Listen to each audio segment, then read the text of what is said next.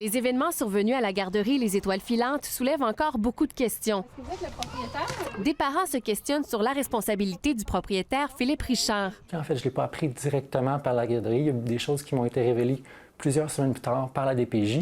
Dans les faits, mon enfant a été pris par le bras, par l'éducatrice, soulevé du sol jusqu'à ce qu'il ne touche plus le sol et promené sur plusieurs mètres, puis assis sur une chaise. Dans le rapport de la DPJ, on peut lire que les comportements de Sophie Bertrand ont été observés entre février et mai 2019.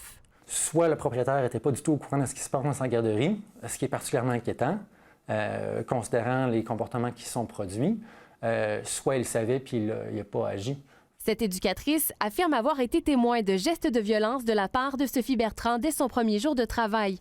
Elle a essayé de dénoncer la situation tant bien que mal. Cette situation m'a vraiment traumatisée et j'en ai parlé avec le propriétaire. Puis à la fin de la journée, j'ai reçu un texto qui me disait de ne pas revenir. Donc il n'a pas voulu que j'en parle, puis il m'a licenciée à cause de ça.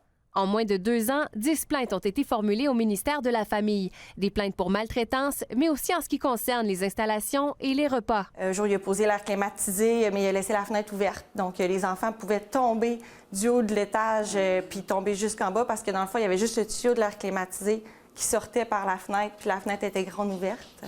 Donc, la police est venue constater aussi des faits. Là. Pour les portions aussi, là, que ça n'avait pas de sens, là, les petits biscuits qui étaient coupés en deux puis qu'on avait l'ordre de donner juste une moitié. Et ce n'est pas tout. Le propriétaire de l'établissement a fait signer des contrats illégaux aux parents. Il demandait, lors d'une résiliation de contrat, des frais équivalents à 2 semaines de service. Mais selon la loi, la pénalité ne peut dépasser 50 $. Il y a toujours 37 enfants du côté de la garderie Les Étoiles Filantes.